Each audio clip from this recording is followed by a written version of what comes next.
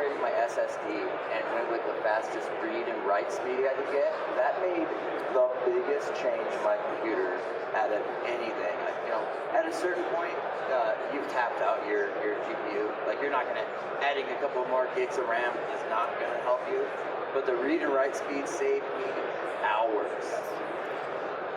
Well, one more thing to that, on the graphics cards, just because you have the graphics card of the highest quality doesn't mean it's set for optimal performance.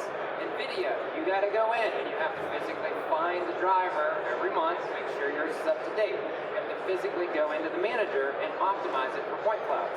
It's not set for you out the box. You got to do some stuff too.